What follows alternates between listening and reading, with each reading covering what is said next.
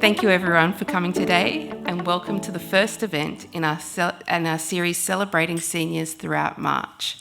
We're so excited to have you here today and for what promises to be a wonderful journey of celebration and inspiration.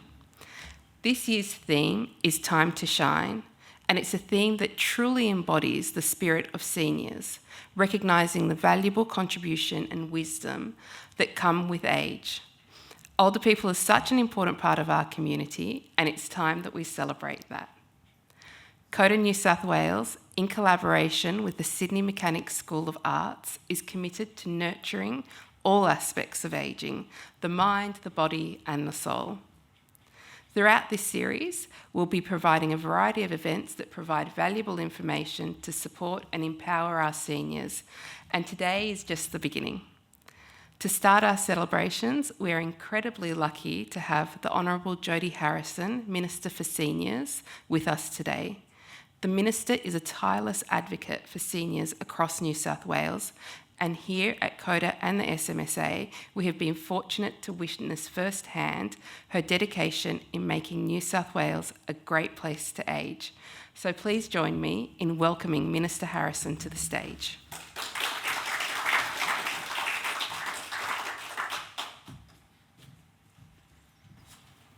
Well, thank you, Goha, for that very warm introduction. I too would like to acknowledge that we are on the land of the Gadigal people of the Eora Nation and pay my respects to elders past, present and emerging, and extend that respect to any First Nations people who are here with us today.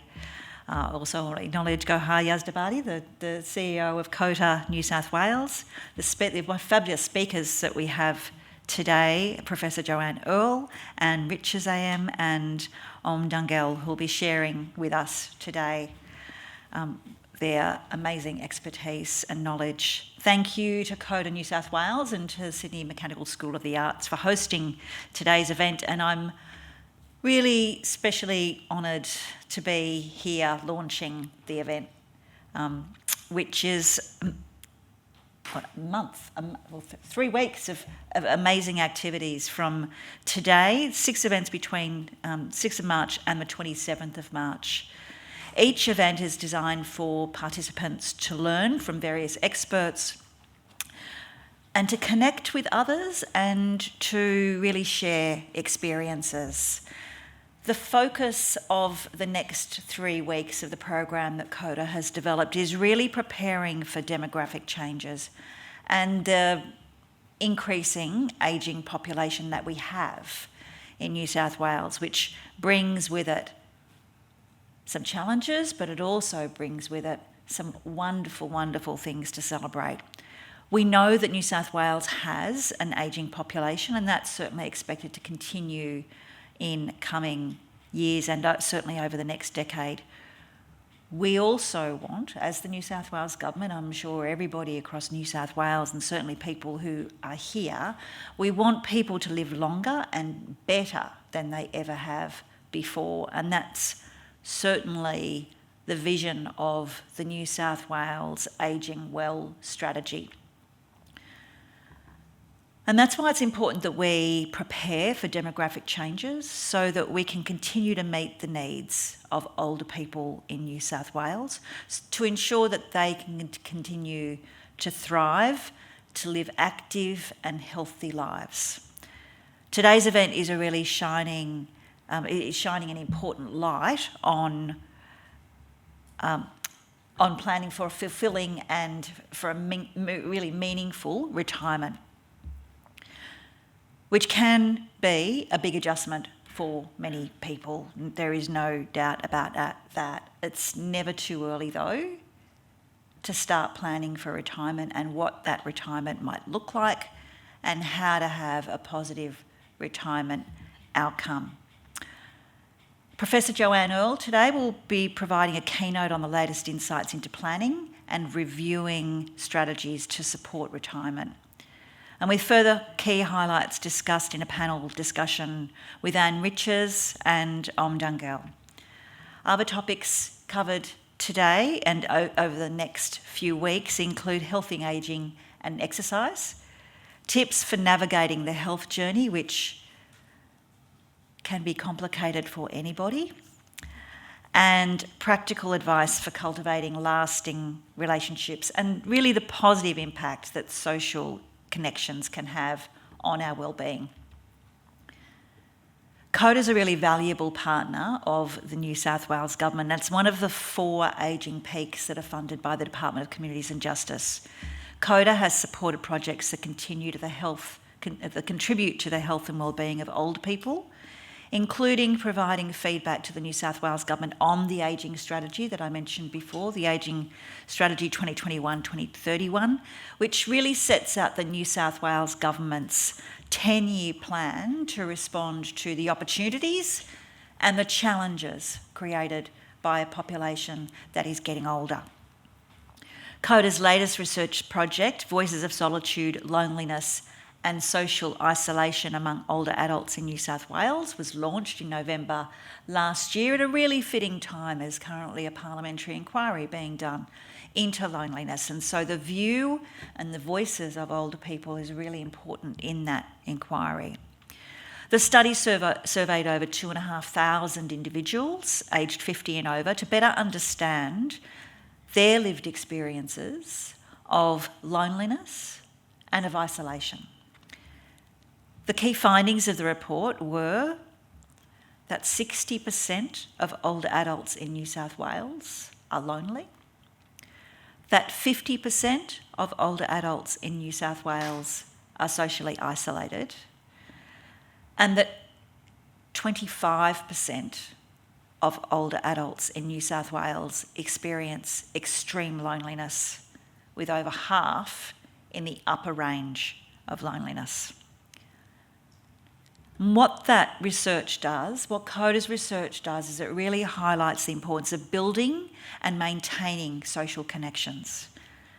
Loneliness and isolation, social isolation in older people, is something that the New South Wales Government is working hard to address. There is certainly more to do, but it is something that is a challenge that we want to work to overcoming. A key program which aims to address social isolation and to help seniors build vital social connections is our Connecting Seniors Grants program. And what we do through that is we work with local organisations right across New South Wales. And we recently announced 28 new projects that are funded through the program that are really aimed at creating better social inclusion and connectivity, including through activity-based programs like storytelling workshops, cooking classes, dance classes, singing and swimming. We're also, as the New South Wales Government, hosting a variety of events over New South Wales across the next fortnight as part of the Seniors Festival. And the Seniors Festival is the largest seniors festival in the Southern Hemisphere. Over 500,000 people a year participate in at least one of the many activities that are held as part of it. Things like the Premier's Gala concerts, which are being held next week. The Seniors Festival Expo, which is held at the same time right next door to it. Comedy shows and local events across New South Wales as well, that all create opportunities for seniors to really participate and celebrate in their communities. Thank you again today for the opportunity to kick off COTA's Seniors Month program. I'm sure that each of you will take some learning from particularly today's events. I encourage you to continue to participate in the rest of the events as part of the COTA program, and I really hope that you learn something of it and you're also able to contribute so that we can make New South Wales a better place for all of our people to live in, particularly as they're getting older. Thank you.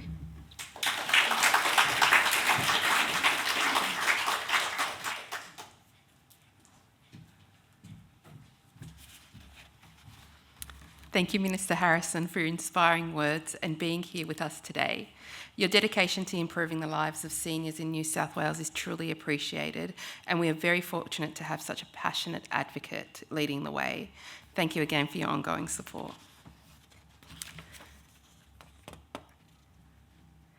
Now, to continue the celebrations of the incredible contributions of seniors, we have a special video that shines a light on the exciting possibilities of the third age.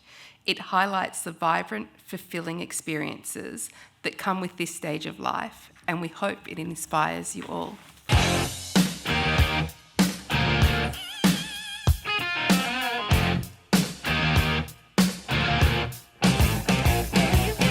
My name is Veronica Bradley. I'm known as Teddy. I was born on the 20th of December 1929. I travel to New Zealand every year to visit my daughter and son-in-law, and I've been doing that now for the last probably 25 years.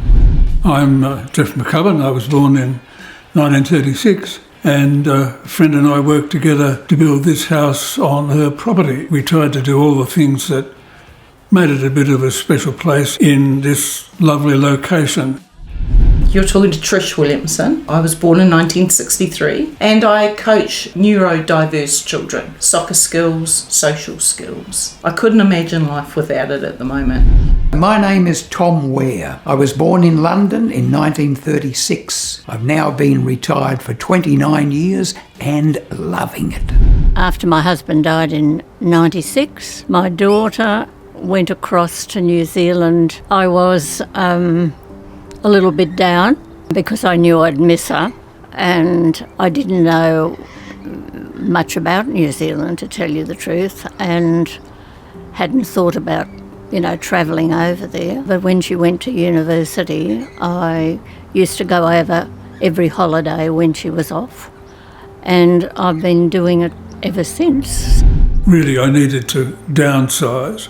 I could have gone and imposed on my family somewhere. I could have moved into the local retirement village, but I'm still free, and that's the big thing. I'm not dependent. I'm not making anybody else absolutely responsible for me. I can be myself, have space, simply do what I want to do.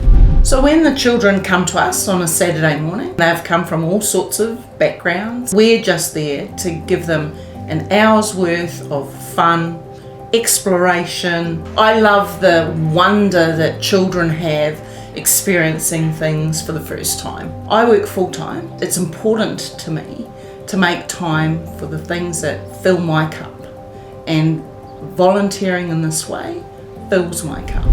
So I started making these videos on YouTube, and not many people were taking much notice of them. And then on a whim, I don't know what got into me, I put one on which I called Some Thoughts on Being Retired. Well, did it hit the jackpot? I looked at it the next day and it had something like about 4,500 hits overnight. So I kept going, and one I put on was why it's best to retire early. It's now got 330,000 views on it. People are really interested in retirement. So in 18 months, I've got 575,000 views, tens of thousands of likes, thousands of comments, and 5,500 subscribers. It's a change, and a change is always as good as a holiday. It's a different climate. I'm on a little farm, and I have different things that I do every day. Water the garden, pick the apples, pick the plums, stew them, put them in the freezer, and I enjoy cooking. I still enjoy cooking. I'm still collecting recipes, crazy as it may seem. I've got the best of both worlds, because this is just quiet, peaceful, and a great place to be. It's very easy to go into the village and meet friends for coffee. I've joined in all sorts of things in the village life, the men's shed, choir, the history group, so that there's absolutely tons to do, and I've been able to do it. I have 3 granddaughters, one in Brisbane, 2 in New Zealand, and there is a physical ache that I have for my grandchildren. By volunteering and being a part of the group of children that I volunteer with, it helps subdue that ache. My emphasis really is on the psychological side of retirement, the emotional side of it, the challenges. I don't know anything about the money side of it at all. If you can, go into retirement with no big debts and good health. And that's about it. I don't define myself by my age. In fact, until recently, I've very rarely told anyone my age. Once they think you're a certain age, they think you're no longer capable of making a decision. The good thing after a lifetime's experience is that you just don't have to prove anything anymore, and you make your decisions based on your experience. It's about being out in the fresh air. It's about taking the children through the activities that we've set up for them. It's, I guess, a way to keep myself committed to staying active. The main thing in our life is to find our particular purpose and get to it. The thing that drives me to go to New Zealand every year is because I love my family. My friend down the hill has a family. I'm able to help with school runs, planting trees and shrubs. It's so satisfying that I can do that. To be free, great, but to be useful, greater. The feeling that I go away with from those sessions, my heart is fizzing. I see myself as giving important information on how to have a happy, long, healthy retirement. Now, I wrote a little book not very long ago, and I called it Retirement, the Final Third. Why the final third? Well, we know in the old days that when you retired at 65, you had the big party. They said, enjoy the fishing, and they fully expected you to be gone from planet Earth by 67, 68. Now, of course, if people retire at 60 and live to 90, they've still got a whole third of their life ahead of them. And of that third, the first 25, maybe even 28 years are going to be very active years, which you can do things. Why waste the opportunity? One of the reasons I put out these videos is to encourage people to get out there and live their lives purposely, happily, and contributing in some way to the common weal.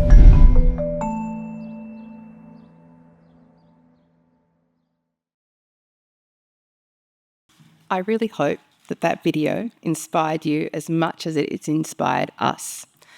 A very special thank you to Dagmar Schmidmeier AM, Vice President of COTA New South Wales, who's with us over here today, for producing such a wonderful piece that truly captures the possibilities of the third age. Dagmar, your creativity and dedication are greatly appreciated.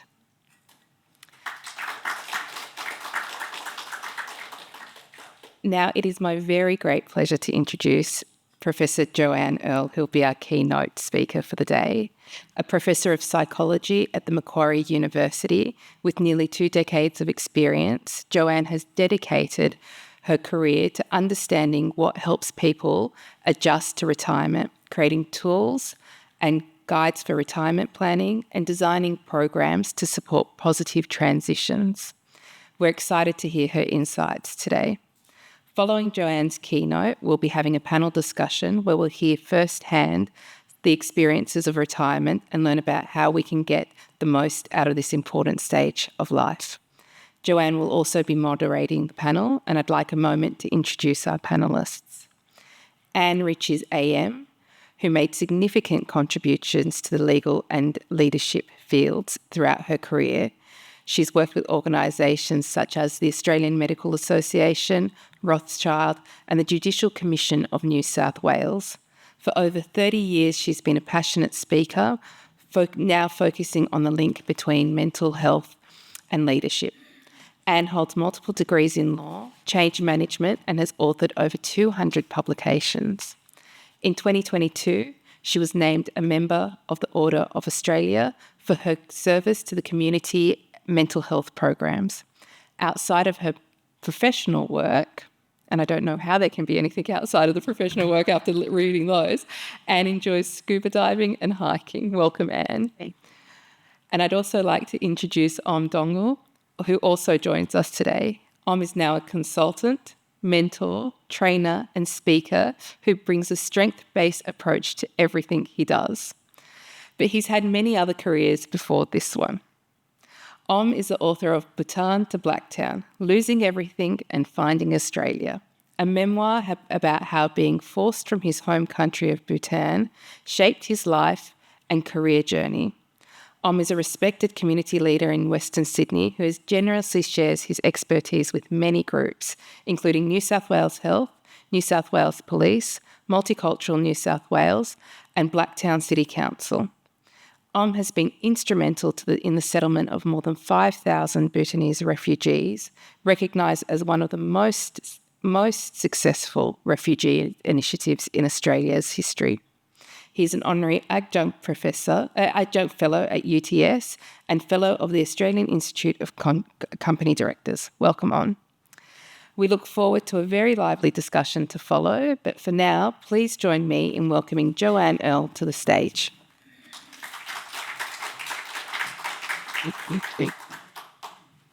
Thanks very much, Goha. And what some inspiring stories we saw in the video. So terrific job, Dagmar. That was really very engaging. And also to the Minister for acknowledging so many different aspects of retirement beyond just the financial. And Tom Ware, who you saw in the video, touched on that as well. And that's really been my life's work. For the last 18 years, I've been focusing on retirement adjustment and what predicts retirement adjustment so that we might be able to reverse engineer the process and share those learnings with people before they go into retirement and maybe to avoid pitfalls and mistakes that other people have made, but also to learn how to make the most of that time and to really capitalise on the opportunity that extra time gives you. There we go. So I thought I'd cover off these 4 key points just to give you a bit of a background firstly of what's happening in Australia generally around retirement. I'm going to talk to you about this holistic retirement planning model, which is the basis of a lot of the work that I've done. I'm also going to talk about the transition to retirement, some potential things to consider and to think about. And even if you're already retired, there might be some things that you want to revisit. The plan might have changed over time.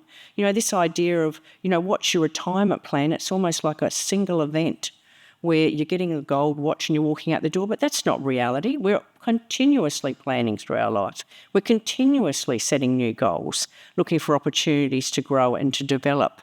And that's the focus that I've taken. And then I've got some ideas in terms of how time might be spent in retirement.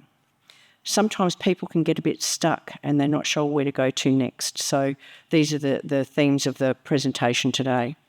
So the retirement landscape in Australia, although a lot of people, when we ask them in the ABS data, when they plan to retire, they'll say 65.4. And that's a bit of a historical thing, really, when we used to have compulsory retirement ages and you were expected to leave work at 65. For a lot of people, that still becomes the milestone that they head towards.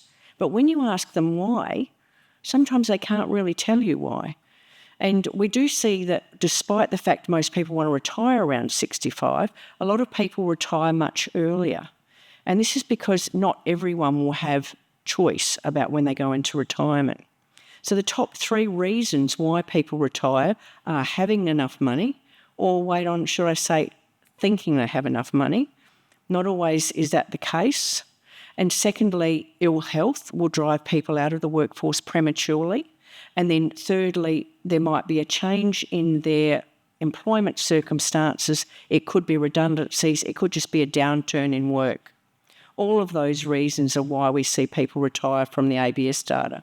Women are more likely to leave work early and to be carers for either their partner or their own parents or grandchildren. So we still see a high representation of women leaving because of caring responsibilities. So this is all the data from the Australian Bureau of Statistics, and you can access these yourself by looking at the Retirement Intention Survey. But I've also been digging into the psychological literature to see what are the other reasons why people leave work beyond those. And there's these 3 key categories, really: family commitments, work situation, and job satisfaction. And you'll see that you might look at some of these categories and say, yeah, that's why I would leave work, or that's why I did leave work. But what we're trying to get people to do is, where possible, to make tweaks so that they can choose the timing of their own workplace exit. So we've got more people making the decision about how and when they retire, where possible. Not always will it be, but where you can, to try to make those changes. So maybe, for example, there's some tweaks that can be done in the current workplace that would turn that job satisfaction situation around. It might be retraining or finding a new employer, but there's an opportunity to make some changes in terms of those 3 key areas before people leave. So despite the fact a lot of people think that they'll live off their super, pensions are still the primary source of income. And we also know that it's more likely that older people will be turned down for work because of persistent ageism. This is one of the reasons why we want people to make a considered decision where they can, because 162 people between one survey and the next had declared themselves as retired, and in the next survey were saying they were back out looking for work. And there were 2 key reasons that you can see there. One of them was that they had run out of money, or they felt that they needed more money to maintain the lifestyle that they'd chosen. And the second one was that they were bored, that they didn't feel like they had enough in retirement to work towards. Well, there's 2 solutions to the boredom problem. You could either stay at work, but there might be other things that are calling you, and other things that you still haven't discovered that will be calling you. So making an informed decision about how and when to leave work is really what we've been trying to focus on. And we've been using this model about accumulating resources. So just as sort of Tom pointed to when he was talking about it's not just about the money, we see that it's also about health, social, cognitive, emotional and motivational. So this model has become most of my life's work. And this was a model that wasn't developed by me. It was developed by a researcher in the States, but he hadn't proven it. So we went in to see, could these resources actually predict retirement adjustment? Can you take those different resources and do they make a difference? It turns out that they do, and order matters. So if you have a look at that pyramid, at the top of the pyramid you've got health and wealth, and we discovered those are both equally important. And they're sort of symbiotic in that if you're well enough, you can potentially earn more and stay at work for longer. But if you're unwell, then you might find some of that nest egg is drained. You might also find that you don't get the choice about how and when to leave work. So it's a bit of a symbiotic relationship between health and wealth, both equally important. But most people focus on money, and that's what we hear a lot about in the media. The other important element, which is next, is social. So that's having a wide range of networks. You need about 5 good friends, really, 5 key contacts to try to reduce loneliness. And we do find that where there's a variety of different avenues that people are developing those social connections works best.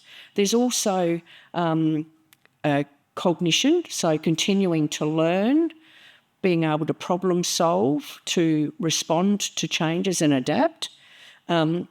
Emotions, so doing things that just make you feel good, but also help keep you positive. And then also motivation, so keep setting goals. So we found that those people who continue to set goals in retirement are just better than those that don't. So it's not just a to-do list, it's big things, it's short-term, continuing to plan ahead. The other missing element from that model we felt was career. And you might have a love-hate relationship with the work that you do or the work that you did. But reflecting on that relationship's important to figure out what work meant to you. And it goes back to this whole reason about why you're leaving work and what it means to you. Those people who are forced out of work unexpectedly tend not to adjust as well. But similarly, those people who stay in jobs that aren't good for their health, that they hate, that are wearing on their bodies is not necessarily a good thing either. So you often hear these stories about people that say, oh, my uncle, it's always an uncle, it's never an aunt, but my uncle loved his work, he left his job and then 2 weeks later he was dead. Have you heard that story before? Yeah, I hear it all the time. And I ask the question, but what was Uncle's health like before he left? You know, had he stayed at work even in the even in the presence of poor health, to keep working through that period. It might have been the only break he could take to die. You know, that's the only sort of opportunity at the end of that career. So we tend to sort of think about this idea that working for longer is good for everybody. I think it very much depends on the work that you do, and not always is it necessarily a good thing. It's very much an independent decision. But we do emphasise this idea of choosing your exit, because remember those top 3 reasons: money, whether or not you've got enough money, what your health's like, and then a downturn in work or retrenchments. Now, a lot of studies have focused, my studies included, and I did 2 studies in 2009, another one in 2024, completely different samples, that demonstrated the importance of this being able to choose when you leave work. And also a meta-analysis, which is a fancy way of saying a whole lot of other studies that they rolled into one, found the same thing at the University of Queensland. It's in the top 5 factors. But conversely, we also know from a TAL report, so TAL's are, insurers, they did a report last year and they declared where all their claims had come from. There were more claims from mental health than there were from cancer. That could be potentially avoided if we think about what work means to people and why they are engaged in work and why they may need to leave work. So it doesn't necessarily mean that longer is better. I also feel that sometimes people will see handshakes or redundancy programs available and there's a big pile of money and they want to grab it. But if they haven't thought about how they're going to spend their time, that will have a short-term effect if they're not thinking beyond just getting the money together. So getting a plan together about what you're going to do with your time post that retirement period is really important. I also think that this is an opportunity to really reflect on, well, what will I be doing if I'm not working? What does work mean to me? What need does it fulfil?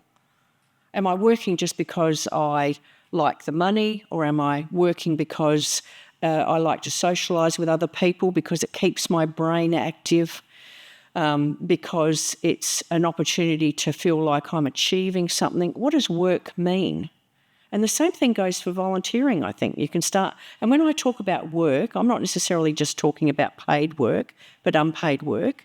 What will volunteering mean for you? And thinking about what need that fills is important in terms of being able to pursue those opportunities. So you're clear with yourself about what it means to you. I also feel like sometimes people will be displaced from work and they're reluctant to get help. And I remember this story. It was very early on when I was doing my research, so probably I'd say about 15 years ago. I was at Parramatta RSL with an audience similar to this, and I was talking about the importance of choosing your exit. And one of the people came up to me afterwards and said to me, that story about being displaced from work, that's me. And he went into details of what had happened to him at work and how disappointed he was that there wasn't a celebration of the 30-year career he'd had, and he still couldn't understand why his position had been made redundant and Peter was still there. Peter was apparently a dropkick who never did any work, and how come Peter was kept on and he didn't get to stay? And I said to him, now, how long ago was that for you? Because it feels like you're carrying a lot of hurt. He said, 20 years ago. 20 years ago, carrying around that burden, that pain of those precise details. And I said to him, it would help me if you could write that story out and email it to me, which he did. And he said, I realise why you asked me to do that now, because someone's listened to my story and now I feel like I've been heard. And sometimes you need extra help. You might need to go to a GP or and get some extra support from a psychologist just to work through that transition if it's not what you expected. So retirement, amazing opportunity. But we know it's not just about the money, it's also about the time. Do you know how long I had to look to find a jar full of clocks? I hope you love the image. But it is. It's not just about the money, it's about having that extra time and investing it. So we've worked it out. You get about 63 hours free. Now, when I say to people, how are you going to spend your 63 hours? I get people telling me things like, I'm going to go to the gym. And I go, for 63 hours a week? That's really ringing out that gym membership, isn't it, for 63 hours a week? And then it works out it's probably about an hour and a half a day, maybe 5 days a week. So you've got that kills about 7.5 hours. What are you going to do for the 50-odd hours you've got left? So thinking about those 63 hours and how you're going to be spending them is a worthwhile investment, especially for that first 3 months. So we do this exercise as part of a training course that we do, and we call this exercise When the Penny Drops, because over here you've got coins, and then over to the other side we ask people to tell us how many hours a week they're going to be spending on all these different activities. And I'll give you some examples of this later, but this is the exercise that they do. So they go through and they allocate the time. Now, with this person, I can see that it seems like in general they've got their physical and their social sorted, maybe not as much effort on their financial, so reviewing things like outgoing costs, savings plans, whether or not you're getting your best bang for your buck on interest, whether or not some of those contracts you've got for suppliers could be reworked, all of those sorts of things I would recommend this person do. Also, too, maybe not doing a lot of stuff around cognition, so not doing things to keep their mind active. And some people will say to me, I was with a group of doctors on the weekend up in Brisbane, and they said, oh, what brain training apps can we use? And I said, well, the jury's not out on all the brain training apps, but what we do know is that people learn and increase cognition when they create connections with other people. So it might be like, so playing cards and solitaire will be different than playing cards with other people because you're getting that connection and you're responding to questions, you're asking questions. It's that exchange of information between groups of people. Now, this is a very busy slide. You'll be able to see it if you go back over the video, but these are the sort of categories that we get people to think about. So physical is really anything that keeps you mobile or flexible. And that can be everything from exercise or gardening, Pilates, yoga. Financials, keeping track of finances. So it can be just checking bank statements, preparing a budget, checking a portfolio. Social can be spending time with other people, and that's everything from just catching up with old friends at a cafe to sitting on a committee or volunteering, doing some online chatting with people that might need extra support. Emotional is keeping your emotions in check and positive, so pursuing a passion that you've got. It could be other things like hobbies, sketching, stargazing, listening to the radio, retail therapy. Don't go too hard on that one, otherwise it's going to contradict the financial. But it's one thing that you could do. Cognition, learning new things, keeping your mind active and engaged. So like I've suggested, not just doing those things in isolation, but with other people, and then going forward and setting goals into the future. So these are some categories that you might want to consider. And I'm very open. If you'd like to email me after the session today, I'll have my email up, then I'm happy to send you that slide so you've got it, and you might just help as a bit of a check and balance. So pick a bucket and invest is what I suggest. Pick one of those buckets that you maybe need to focus on and start there. Just choose a low-hanging fruit. Better ways of connecting people. Things that you've been thinking about for volunteering and maybe exploring. Learning something new or a trip to a gallery. Does everybody know there's a library in this building on level 2? I went up there because I couldn't get up to level 1. The lift wouldn't let me. And I was amazed at that space up there. I joined instantly. I'm a member for 2 years now. Mm-hmm. It's fantastic. And just going up there, and they've got activities on during the week. They've always got a high turnover of new books coming in. And so I wouldn't have known that if I just went, I'm going to go up to level 2, see what the library's like. So connecting all those sorts of things will help. I think also exploring what work means to you if you're still working or you're thinking about what work meant to you. And you can think about things like whether or not you want to work seasonally. Is it part-time? Is it... Oh, sorry about that. Oh, I've done something there. Now, I don't want... Oh, there we go. Do you want regular commitments, or is it seasonal? Are you going to be going on holidays for some part of the year? And so, you know, it might be something that you're doing intensively during the year. And who you'll be doing it with. And if you want to volunteer, there's the Make a Difference website for you to access. Worth having a look at. And maybe you haven't been volunteering and you'd like to and you're not sure where to start. That's a good place to go.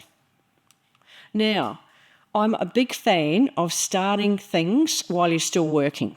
And this year, making sure that I practice what I preach, I've taken Mondays off from work and I'm doing all these different sorts of activities to test myself about things that I might want to continue on with when I'm retired. So I don't guarantee that all of these things are going to work for you. They haven't worked for me, only 3 out of 4. And I'm going to ask for some audience participation to see which one, if you can guess, hasn't worked out for me. So the first one is yin yoga. Who thinks that hasn't worked? Anne thinks it hasn't worked.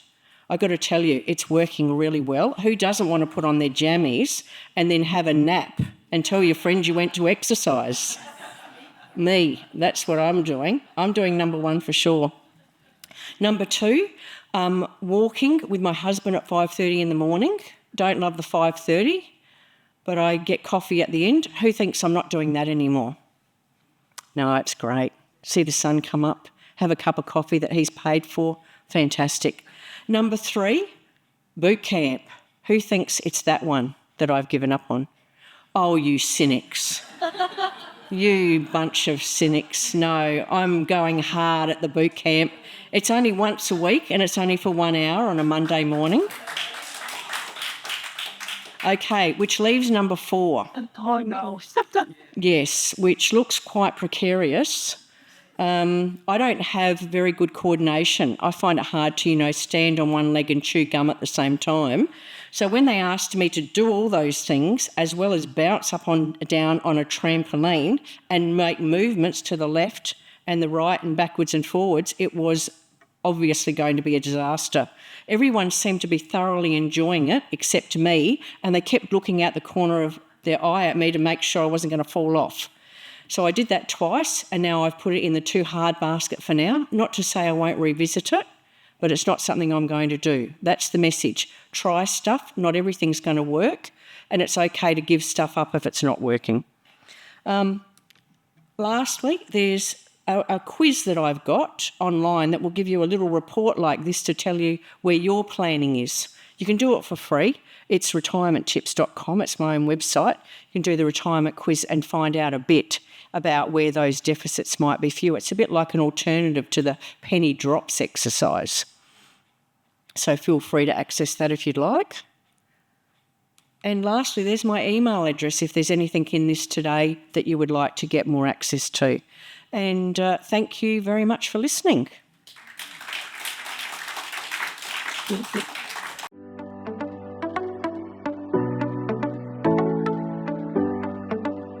Okay, so I spoke to Om and Anne to get to know them a little better, and I chose some questions today, but I thought I might start with a few questions and then we can take some questions from the audience, and then if there's still no other questions I can continue with mine, if that's okay, because I'm sure you've got plenty of questions to ask. So my first question to both of you, and we'll start with you and then go to Anne. And when we talk about the complexities of retirement, I'd like to hear from both of you about where you are personally in your own retirement journey. So what stage are you at, and what are some of the key challenges or revelations you've experienced along the way so far? Thank you, John. And thank you, COTA, for the warm introduction initially. I'm used to speaking without a mic. Good morning. Thank you, John, for the warm introduction, and COTA for that really, very flattering introduction in the beginning. I feel truly privileged to be here today in front of you all, and more so being part of the oldest indigenous culture dating back over 60,000 years. Over 60,000 years of wisdom, resilience, and connection to this land. So I would like to pay my respects to the Gadigal people of the Eora Nation and extend that respect to any Aboriginal and Torres Strait Islander people present here today.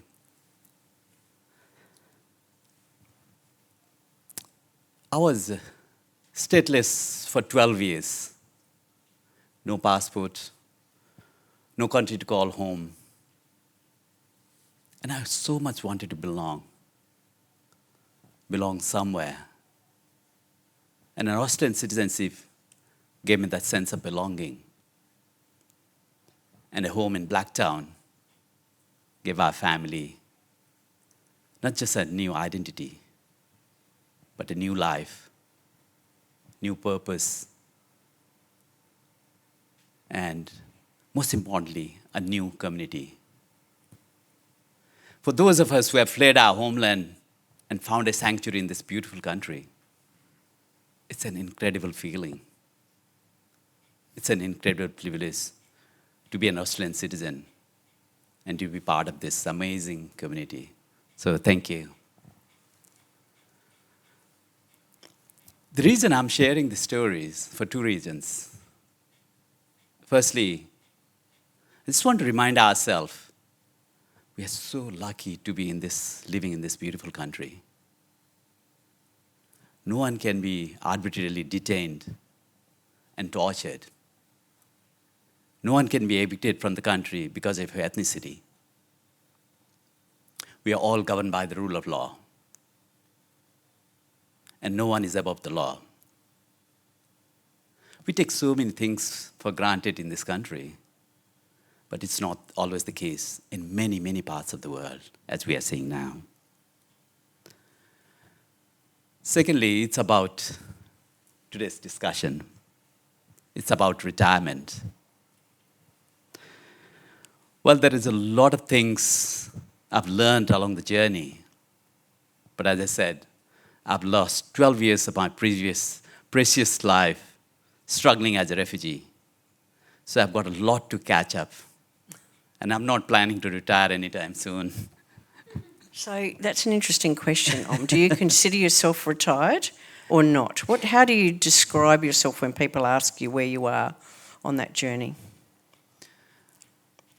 Well, I think, how do I put it? If people ask me that, I might take it back to my own retirement journey, because when I hit, and this is the reason I was sharing this story, is when I hit my, half a century mark some time ago, I was thinking of, yes, retirement is coming somewhere there, but I wanted to do something different. So one day after a glass of wine, I sat with my wife and I said, darling, what if I, stopped working and volunteer for a year? I didn't know what to expect, but to my surprise, he said, oh, if you really want to do that, why not go ahead? And I also asked my teenage daughter, and she was very happy with it. So, I left my job at Telstra. It was a very well-paid job. It was one of the best jobs in the world. By the way, I'm an engineer, and, I worked at Telstra, so that was my dream job. But then I was looking for something different before I leave this world. So I volunteered for a year. I volunteered for 2 years. And then I knew I was running out of generosity, so I set up my own consulting practice. And the practice, I operate as a trainer and a mentor. And I set up this practice in what I call a 50-50 model. So I operate 50% of the time for money, and the rest I do voluntary work.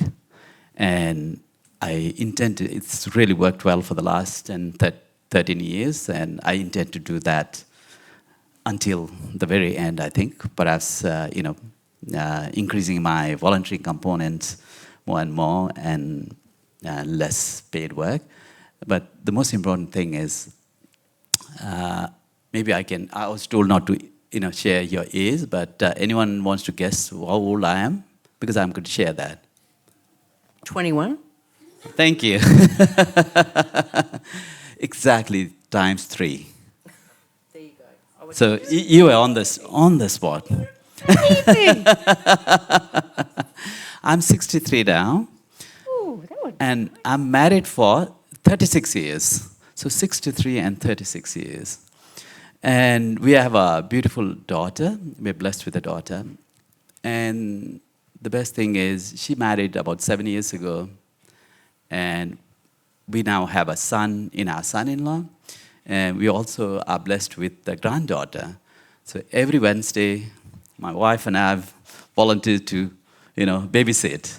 And yesterday was one of our biggest day, and we love being our daughter. And granddaughter has started speaking a little bit. And the other day, she was very funny. She just taps me and then says, "Hi." And then everybody laughed. And then she thought she was making a joke. So she hugged me and she says, "Hi." So I'm in that journey and, enjoying my sort of semi-retirement once a week, but I do a lot of other things as well. So it sounds that it's a combination of providing care for your granddaughter, for doing volunteering and paid work as well. So, and we're going to touch back on your ability to connect with community, which is interesting. And already it seems that your granddaughter's learning lessons from you in that. Thank you. What about you? Tell us about your story.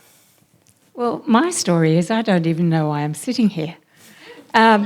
Because until last August, if my mother had been alive, she would have been thrilled. I was in the Woman's Weekly with Princess Anne on the front. And my mother named me for Princess Anne. And some of you will know that Princess Anne is 74, so guess what I am? But I didn't even know I was. And I don't think I am. But there was an article in here which came about because one of the organisations I volunteer for is Are You OK? And have done for very many years. And they rang up and they said, "Oh, look, we're writing articles on where people are in their lives and, you've said that you're coming into, God's waiting room." I'm sorry about that. But they said, what does that mean to you? So I sort of blurted off what it could mean for me. And suddenly there's an article written by Are You OK? In Women's Weekly that I'm retiring. What? So the answer is I'm not, but it did make me think about it. And it made me think about it enough. So I wrote to my pen pal of 60 years in Canada. And I said, "What do you think about ageing and retiring?" And his response was, "Ageing is definitely a challenge. It's like being punished for a crime you didn't commit." Which I thought was absolutely perfect and almost summed up exactly where it is. So I think we'll unravel it, Joa, as we go through this. But the word retirement had never entered my vocabulary, my lexicon. It still doesn't. I can't imagine a time when I am not working. But as has been said before, working is both paid work, which I still attempt to do, if people can get past the ageism that's rampant out there, and the sexism, which goes along with it. I'm still trying to do that, but I've done and always have done, since I was a very, very young woman, an enormous amount of volunteering. I think I've held over 40 volunteering leadership positions in my career. So I'm still doing an enormous amount of that. So I don't know what the retirement word means. I don't think it'll ever mean anything to me because I know it means different things to different people in different phases of their lives. For some, it's that, "Oh, I can't wait for the afternoon tea and the golden handshake and all that, and then I'll be free." Well, for me, I've been doing almost everything that I wanted to do if I were retired since a very early age. So there's no real transition for me. All I can see is that I'm getting older, I need more Botox, more eye makeup, and somebody to dress me so that I don't look like, a 90-year-old. And so some people find themselves, as I talked about in my keynote, finding themselves unexpectedly retired, and that was the case for you. Can you tell us about how it came about and then also, what it's meant for you and how you've managed that transition and the challenges it brings? Yeah, I guess what happened to me was that for a long time now, I have been a speaker and educator internationally on organisational change and leadership, working primarily with leaders and managers. Wonderful career, loved it, created some IP which people loved. But then that thing called COVID hit. And up until then, nobody had ever actually thought of me as anybody except that person who came in and talked about those things. And then COVID hit and everything stopped. And so we did, a lot of the organisations stopped their traditional leadership and management training during that time. I mean, people weren't at work, they didn't know whether they were on Zoom, they didn't know where they were located, they were working from home at different situations. Some of them were made redundant. All sorts of things happened. So that went on hold. But during COVID, what happened for me was that as a Black Dog Institute facilitator and as an IOK ambassador, my workload exploded. And I was so busy during those 2 years that I think I actually suffered burnout by the end of it.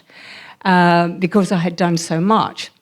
The corollary of that is that at the end of COVID, I was so burnt out that I thought, I've got to have a break, I've got to have a rest.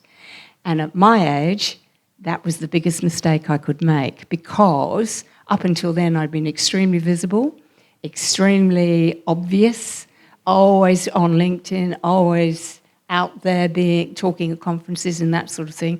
I chose to give myself a break because I'd exhausted myself during COVID, and I don't regret that at all because I think the need was huge during that time, and my only hope is that I've helped a couple of people along the way.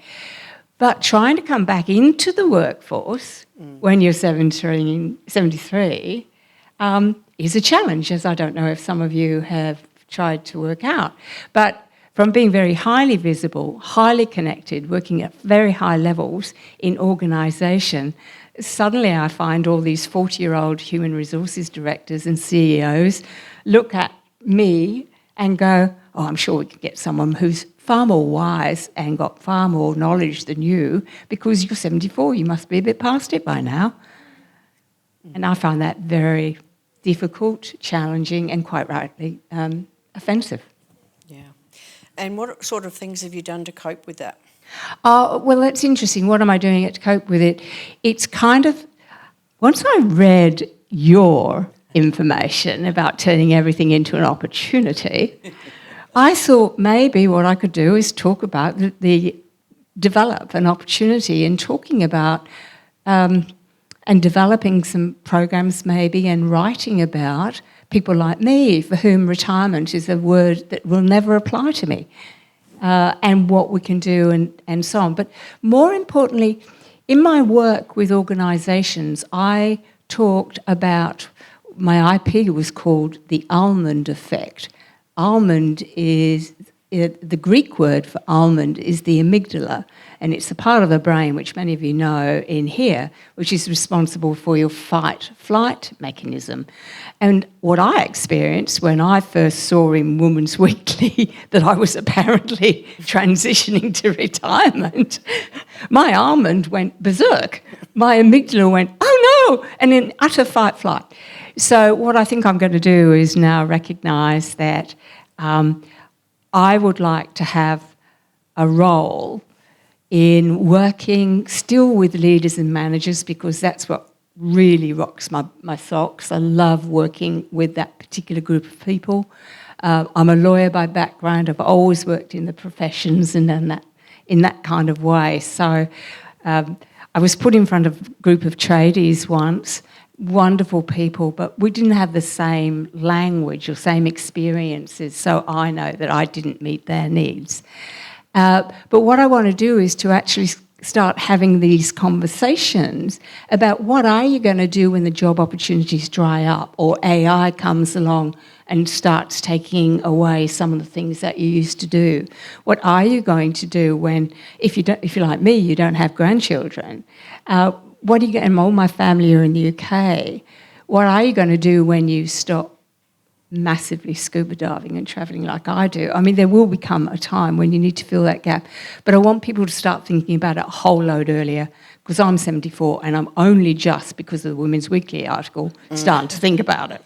That's right, Anne, and I can tell you a lot of people say to me, I wish I'd started planning earlier. I never hear a person say to me, I started planning too soon. I've never heard that. But let me tell you, some of you may remember a wonderful management philosopher called Charles Handy.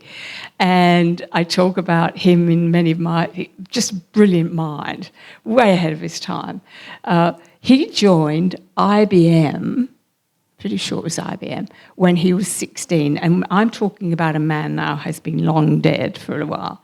But when he joined IBM at 16, he was given a green book, which was his pension book. And he started putting stamps in his pension book from the age of 16. So he figured that he started planning very early. Fantastic. I think that there's no better time to start. Now, let's move on back to Om. Thanks very much for that, Anne. And we'll come back and revisit that management experience that you've had and talk about how you are applying it in retirement. But Om, I read your book, loved it. Got it on Kindle for $7.99. So That's cheap. just letting everyone know. It's not an expensive read, but it's a good read. So one of the things that I really liked about your book was your continual efforts to build community. So you'd found your way sometimes in unexpected places, but you always connected. And if there were no connections, then you built new ones. So it can be difficult in retirement for people to find their new tribe and make those social connections. How do you suggest that people go about doing that if they're having difficulty? Thank you, John. To respond to that, again, I want to perhaps draw some lessons from, my refugee days. When we became refugees, we thought we lost everything. But something remarkable happened in those refugee camps. We soon realized that we hadn't lost the capacity to love and care for each other. Yes, we were struggling as to what we will eat the next day, but we saw generosity at its best, sharing whatever little we had.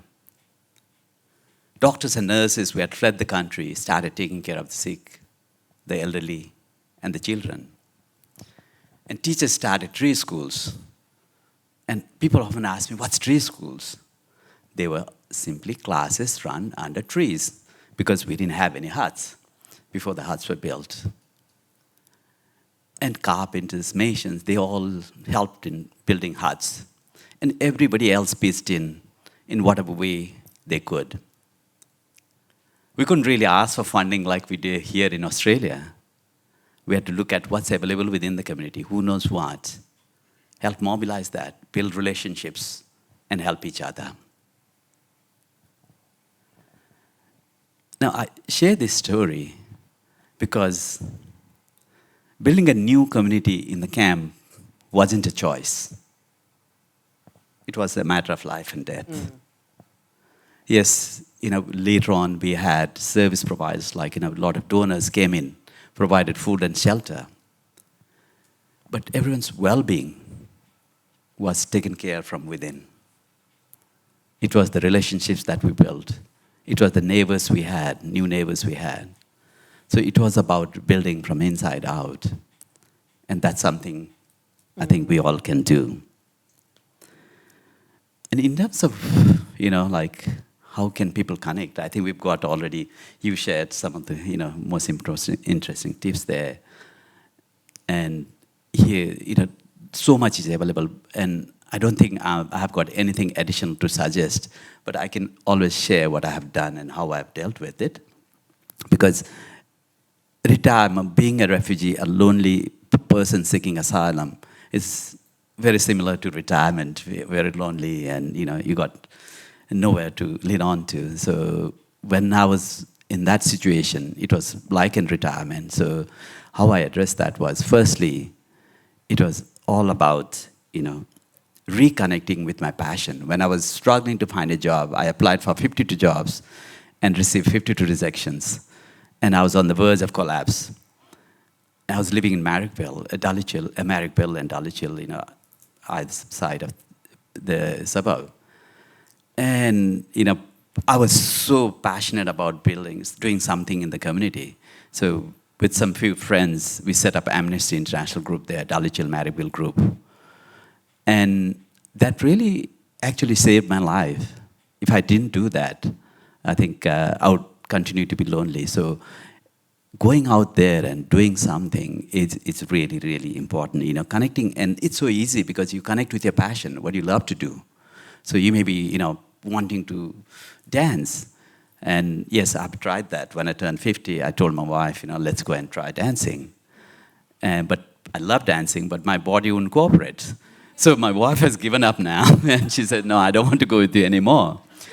But then there are things what you have already, dreamt of doing. So why don't connect with your passion and interest? So that's the first thing I would say.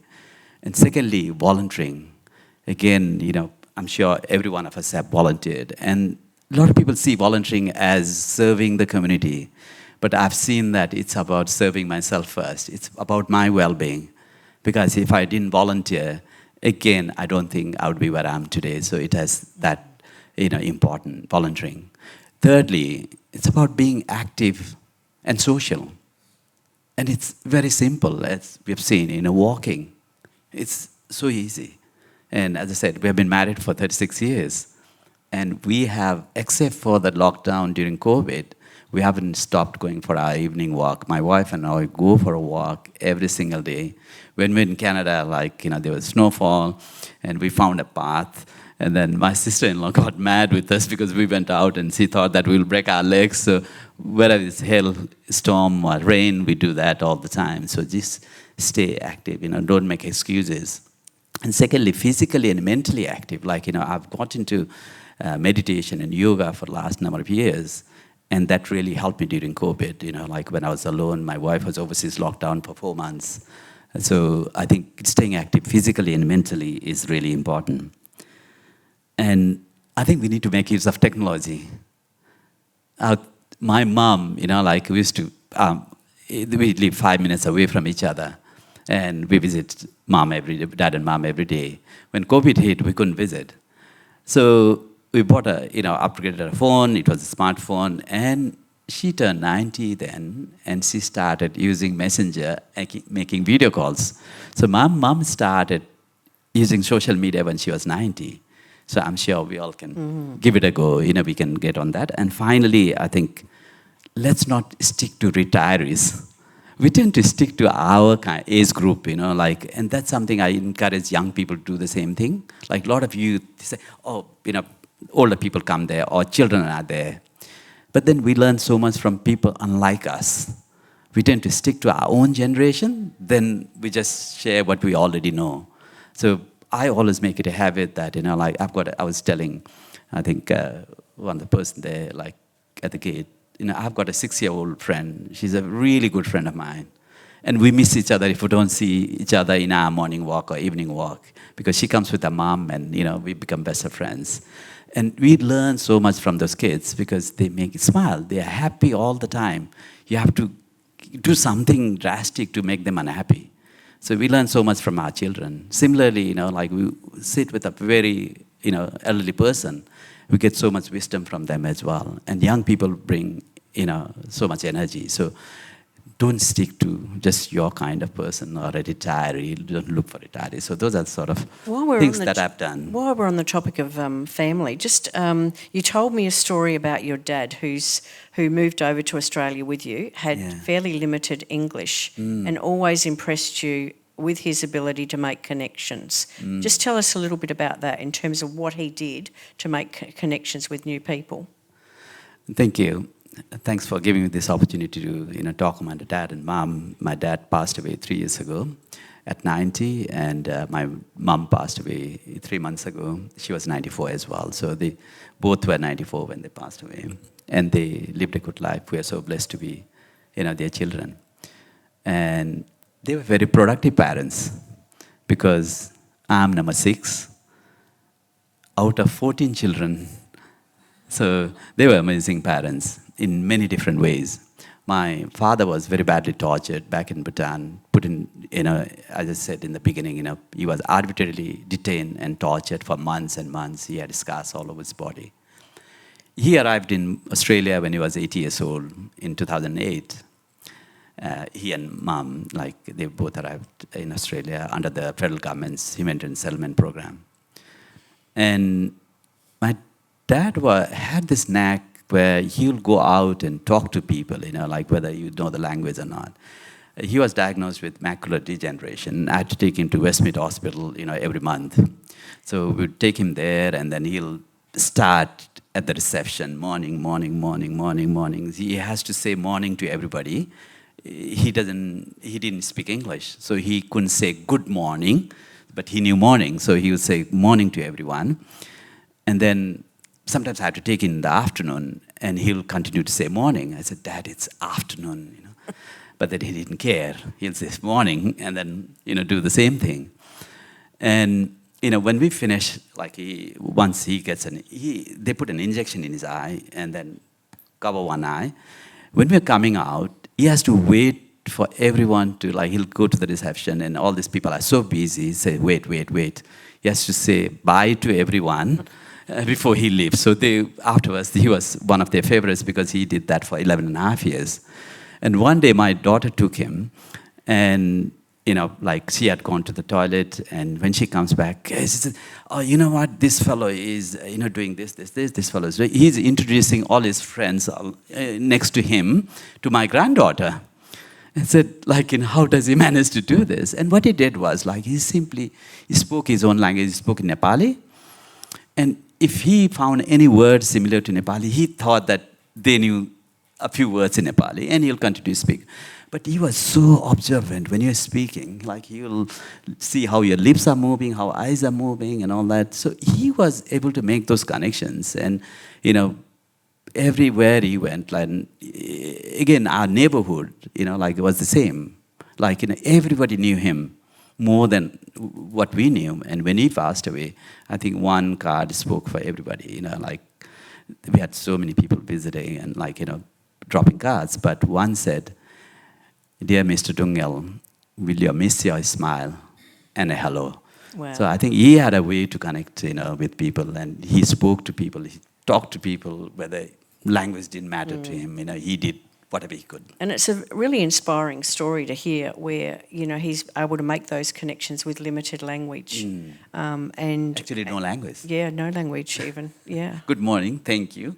He had it's a a few lovely things. story. We And told him, put it in a pocket. So we said, you have to say thank you. If you make a mistake, sorry. So we had a few words in his pockets. I said, every time we say sorry. So first thing, you'll take out sorry.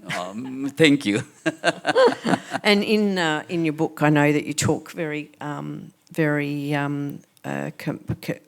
with great deal of affection about your parents and the community.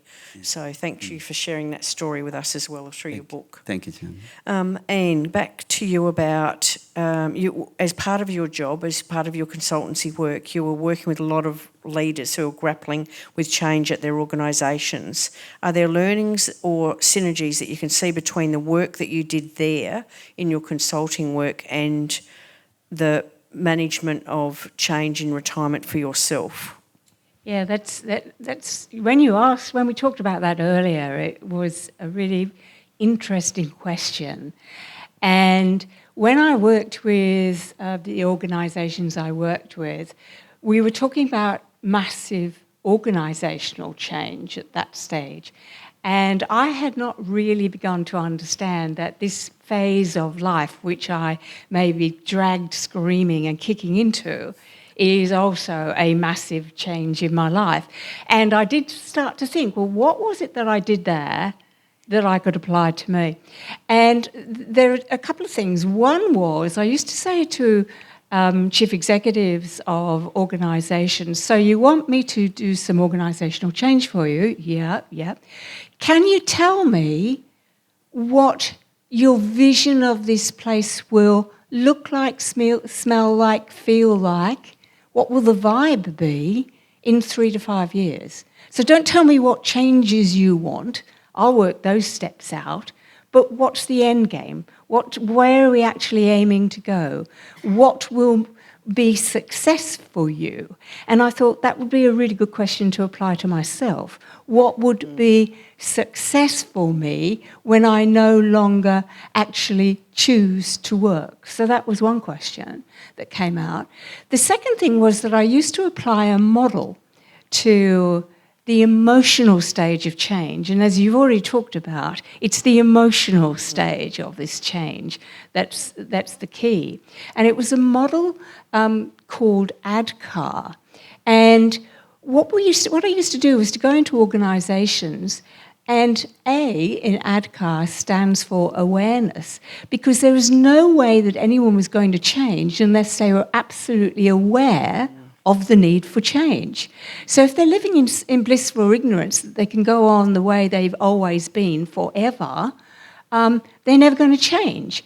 And I feel I'm a little bit guilty of that I am being very slow to pick up the signs around me that whether I like it or not, future employers, all sorts of people are not treating me the same now as I was being treated back then when I was younger.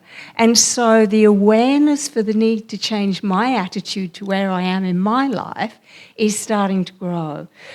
But you can't, once you can have the awareness, it's a bit like that old, take a horse to water, but you can't make them. Having awareness is one thing, but how do you create the desire to change? That's the emotional lever. What can you see is going to be to your advantage that will really make your life better if you change? And that was when I was working with organisations the hardest thing. They could all get the rational, logical business case for why, the awareness. But would they come on board? Would they come on that train? No, not if it was going to happen to me. It was all right if it happened to my friend down there, but not if it was going to happen to me. So I'm sort of working with that idea at the moment. And then, of course, you can be aware, you can even have the desire, but Jo, your work is so critical in the third step, which is what's the knowledge? What do you need to know in order to change? The fourth step is, well, do I have the ability to do that? Where do I get that skill from? And the fifth thing, the R, is how do I keep reinforcing that this is the right thing to do? So I am applying those. Fantastic, and it's a really nice synergy between the two. Now we've got, I think, a minute or two to take some questions from the audience. Are there any questions that people might have?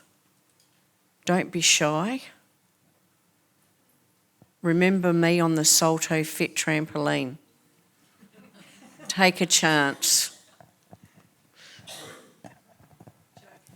Yes, Jackie. Sure.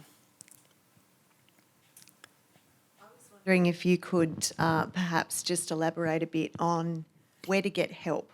Oh, so sure. You talked about counselling, or seeing a GP, yes, or talking to, someone. What about career counselling for people who are in their third stage? It's so interesting, and I'm talking to a group of psychologists about this next week who are organisational psychologists, about how they can take the research I've done back into organisations and get conversations started as part of career development processes. So if you're already in an organisation, then there might be an EAP program, for example, that you can access, which is often resourced by some of my students. So EAP if you're already in an organisation, or if you've got a career development process each year to check in on that. But I think externally there's actually a group, an association called the Career Development Association of Australia. And I've done presentations to the careers advisors there, because we think about careers advice as being something that school leavers get before they're ready to choose a career at university. But in fact, they're in a good position to start helping to guide those questions about what type of work you might want to do longer term, and also to help navigate maybe training or retraining opportunities, and to really have that deeper conversation, and also look at labour demand, right? Because no one wants to be retrained for a job that doesn't exist in 2 years' time. Another question down the front here. Hi, my name is Vijay Singh, and on 26th of February, I retired officially. And Congratulations. thank you. And I plan to work more. But my question is, if you work Yes. and get, say, pension, 50% of your income is taxed. Now, there's not much of an incentive. No, it's not, and I'm not in a position to provide financial advice, but there are ways that you can continue to work, not necessarily just access the pension, but financial advice, I think, is critical in these sorts of situations to help you to make a good decision, in that you might be able to structure the financial portfolio that you have so that you can continue to work and access a transition to retirement arrangement. But I'm in no position to provide advice about that. But you're right, there are limitations once you start pulling a pension as to how much you can work. Right. What about associations like COTA? Can they advise or have a... COTA, no. But I can tell you that, can I talk about National Seniors Australia? National Seniors Australia, which is the sister advocacy group for Seniors Australia, has financial counselling. Okay. So have a look at their website and that you can access it through there. There's also a free to call number where you can get access to financial counselling, which is run as an adjunct to Centrelink. And it's just helping with things like budgeting and savings. I'll warn you though, you might be on the phone waiting for a while. Yeah. Okay. Okay, I'm not unrealistic about I what think Centrelink represents. I think the minister has already gone, but I think this is a question what the minister needed to hear and see what they could do about it. Yeah, that's very true. We've still got some time, Jackie, for some questions. So there's two questions here, gentleman in the brown T-shirt and the gentleman down the front here. And Gohar's got a question as well. Go, Gohar. Okay. It's commonplace to hear from people recently retired that they don't have the time to go to work like they used to. Now, what are the causes of this phenomenon and how can it be addressed? It seems to me, having retired, that it has something to do with energy. It could do. I also think that I think there's two things here, considerations. One of them is transport and travelling. People tell me that they find it more wearing to get to and from work. So accessing flexible work arrangements for those people who are over 55, you're entitled to have that conversation with your employer about restructuring your work if you're over 55. They need to provide a case back as to why they can't provide that flexibility. I think that's true. I also feel that sometimes the jobs that we do can be fairly draining. In that if we've been doing it for a long time or we've seen the same changes cycling through, then maybe it's time to start changing it up and having a look at other opportunities while you're still working. But I agree. I think that that's often overlooked and people need to have insight into what's draining them. Do you have any other insights on that, Om or Anne? My own experience is more about, like, there are things that we cannot control and there are things we can control ourselves. So in my case, I found that, there are so many things beyond my control, but I had to focus on things that was under my control. And regarding energy, one of the things I found myself is just when you're getting angry, you start breathing faster, right?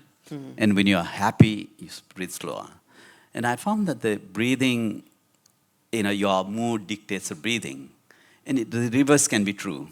You can start breathing technique that will help you to be more energized, that will help you to be more happy, that will help you to be more exuberant. So I think just focusing on some breathing techniques, for example, through meditation, through yoga, it really helps us build our immunity. And once you build our immunity, you can address many other things. So this is something I've found with not only myself, with a lot of people that they go through. So just exploring, it's proper yoga and meditation. Yoga is not an exercise. A lot of people have equated as an exercise. It's not. Wait on, I was just showing everyone it was before. Yes. It's an exercise. I'm claiming it as an exercise. Yes, it does help you in an exercise, but it's more than that. Oh, okay. So yes, so I think if you go on a regular practice, and meditation is not something that it give you solution tomorrow. It also helps you to be meditative. Whenever you're doing things, to be present in what you're doing, like that really helps us to focus on something and helps build your immunity over the long term. So positivity and looking Yes. at opportunities for different coping strategies. Because we have a habit of creating problems and needs in the community. And one of the things I have been challenged is like, when you're down and out with nothing, you have to look at what's working well. We did that in the community, in the camps, or even as a refugee when I was seeking asylum. I had to look at what's working well and do more of it. Start thinking positive. What's one thing I like about today? What's the best thing that has happened to me today? The 101 things may have gone wrong, but I can always start with one thing that has gone right today. I had this opportunity to sit here and, to be amongst such wonderful people. Or, smile at somebody. Nobody can force you not to smile. If you smile at somebody, maybe you made their day. So I think let's focus on what we can do. And the positives. Yeah. You cannot control what happens to you in life, but you can always choose to respond the way you want to. It's your choice. Don't give up that choice. And Anne, what would you say about that? Energy. Energy comes to me from doing something I've never done before. So for me, my whole life has been around greenfield sites, taking on jobs that have never been done before. So, and just tackling problems that have never been done before. And so I am very comfortable in uncertainty, and I'm very comfortable with going where no man or woman has ever dared to go before. I don't know where that came from, maybe because I was the eldest child of 4 in a pretty brutal family, and I had to look after myself at a pretty early age. But I told you a story, Joanne, when part of the energy thing is because I'm extremely active. Well, I consider myself extremely active. I probably walk 7 to 8 kilometres a day. I scuba dive 3-4 times a year. I'm up to about 600 dives at the moment. I solo hike, so I've just hiked through Japan a couple of times. So I think a lot of my energy comes from physical activity, which then drives my emotional and other activity. But that fear of the unknown, I was telling you that we were all geared up, ready scuba diving. Anybody scuba dive in the group? This is something you could take on. This is something you could take on. Because you're really safe. If you do it with safe hands, safe instructions, it's beautiful. But there we were sitting on a Zodiac, a little rubber dinghy, and we were all in our gear, and you're so back heavy because all your gear's there. And the key is that there are 8 people on the boat about to dive, and you all have to roll backwards off the Zodiac at exactly the same time, A, so they don't fall on each other, and B, so that the boat doesn't tip over. And the boat driver goes 3, 2, 1, and then from the air it must look amazing, like 8 people with these long fins and stupid things on their backs rolling into the water, into the unknown. For that first 10 seconds when you're in the water, I have no idea which way is up, down, where I am, where the boat is, where my buddy is. I have no idea. And I love it. Wow. And so I think everyone is different. I'm just so comfortable with the unknown and doing different things. It probably goes back to that awareness thing you talked about in terms of what gives you that buzz. That's what gives me. And also recognising what's draining you. Yeah, right? and what drains me is boredom. I'm really bad at doing the same thing more than a few times. Now, Jackie, I just want to do... Where is Jackie? Yeah, here I am. I just want to do a time check. Have we got time for those other 2 questions? Yes. Yeah, look, thank you. And Chris Grover on the board of COTA, and really appreciate the conversation. a lot of what I'm hearing is underpinned by an innate motivation to get out there and, fall off a zodiac and so on. What I'm interested in is the people who are left behind, the ones who lack that motivation to actually just get out there and start something, whether it's saying hello or doing scuba diving and so on. And I suppose I'm just wondering, how do we reach those people? Because that motivation to me underpins so much of what you're saying. I think that's a great question. And when we look at the research, and I use that example of 4 people saying they were going to join the golf club and only one person turns up, I think underlying all of that motivation is a lack of social support. Yes. And if we can't fix that problem, then I think it's difficult for that person to get started on their own.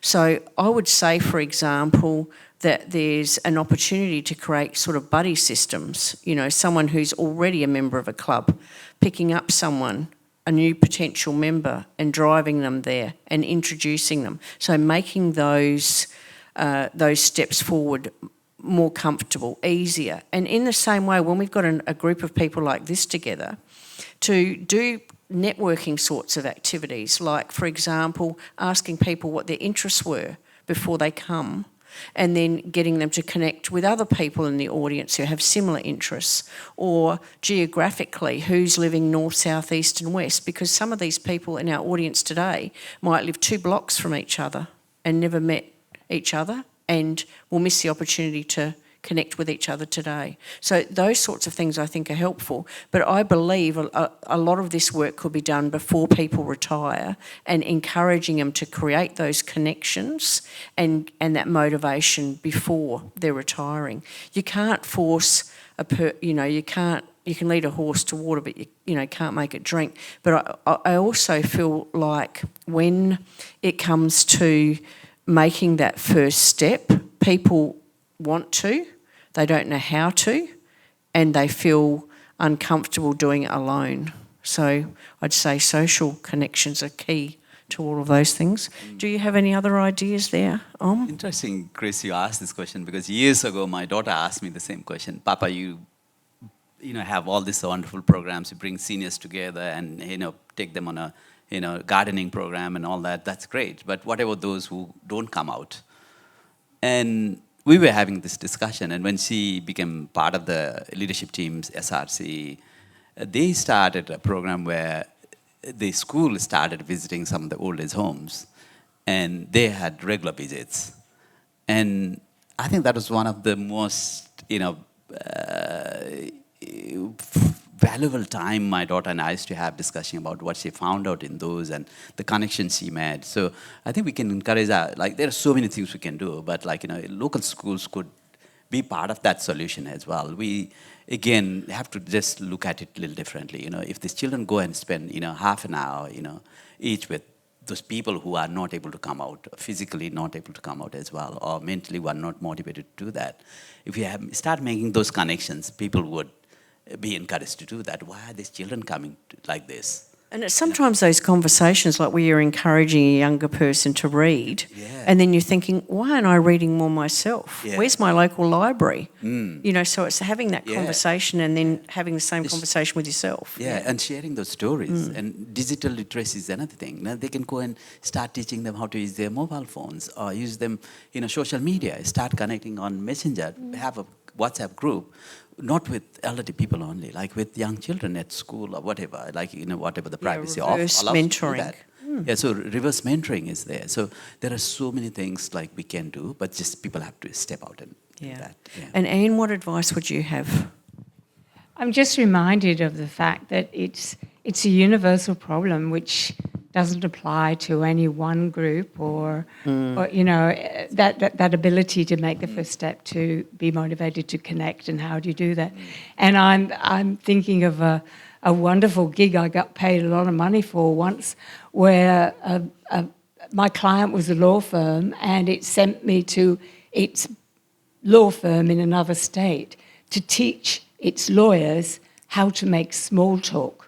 for the upcoming Christmas party. and that always struck me that we have sometimes lost the basics about how to just even make that connection of how are you, and I'm not quite sure what the core of your question was, whether it was the how to connect, but the motivation to do it. I think sometimes we actually have to use every fibre in our muscles, in our bodies, to do the very thing that frightens us.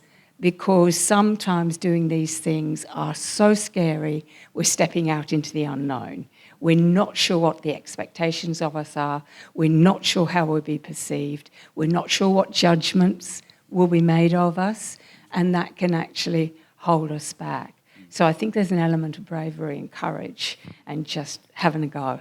Yeah, I think that's, when I gave you those 4 examples, I've got to tell you I was more nervous about turning up that day at boot camp than I was for any other speaking engagement I've had. And I've done speaking engagements with up to 600 people, but I was much more nervous about turning up that day for the boot camp with 10 people I didn't know. But I'm glad that I did. Anyway, I think on that note we should... Oh, Gohar's got the question. I have a very short question for you, Jo. Okay. Government has a role to play in making sure that people have fulfilling retirements. Yes. If we were to think about the 1 or 2 policies or policy levers that can be pulled in this situation, what would you say those are? This will sound controversial, but I wish that they would make financial planning sessions available in the same way that we can access healthcare. Like, I would love to see that financial planning was just accessible and more affordable. That's the key one. If I was minister, that's one of the things I'd be exploring. The other thing I think, though, is about education and making resources available more easily so people know where to connect. It's sometimes very confusing if you're trying to work out, for example, Jackie's question about who do I talk to before I leave work, or how do I find out if I can keep working? So there's been lots of different efforts by the government to make that stuff more accessible and navigatable, but I feel like there's no substitute for doing that earlier and not when you're in the middle of it, which creates this intense panic. We created some resources, online modules, and when Jim Chalmers suggested that Money Smart was going to be rejigged at one of the press conferences, I got straight on to ASIC and said, we've got these modules available, would you like to host them? But it wasn't the approach that they were taking. And this was an approach that was more holistic. So I'd say a more holistic approach and earlier. So while people are still working, and provide incentives for it, you know, so that any of the education people do is reimbursable, it's tax deductible. And I think that's about it. Excellent. Thank you so much for that. Can I just add to that, Goda? Because one of the things I think we tend to do, or the government tends to do, is like, you know, trying to solve a problem. You go out to community, do a consultation, what are the needs in the community, and try to bring a program and try to solve the problem. And everything is a problem. You know, we got childcare problem, we got youth problem, we got aging problem, everything is a problem. Why would aging be a problem? It's a natural process. It's a natural human process. Why would anybody call aging as a problem? If the government starts looking at, or the society starts looking at, how do we tap onto the wisdom of these amazing people, the story would be very different. So I think we have to change the language to start with. You know, we call everything a problem. And I feel very sad that one day, you know, or already I'm 60 plus, so I'm already put in that problem category already. And I'm trying to do my best to contribute to the community. So I think one thing government can do is start focusing on the strengths and assets that are there in the community. We can still address needs, but by focusing on strengths. So I think this is something government can easily change, and we can start with that. Yeah, and if I might just sneak the last word in, I think there is still an enormous amount of stigma around the concept of ageism, and retirement. And in the same way as I've spent my whole life trying to take away the stigma of mental ill health and just talk about mental health and mental well-being, let's really recognise that this is stigmatising. Once somebody labels you as old, it's like you're no longer of value. Hello, you've just invested 60 or 70 years of capital in my education and in jobs and stuff. I've got more knowledge in my little finger than... Anyway, sorry. Had to put the stigma thing. No, absolutely. We love the passion. Thank you so much for all of your time and effort today. I think that's been a really insightful panel discussion. So thank you very much, Joanne, and for your time today. We really appreciate it.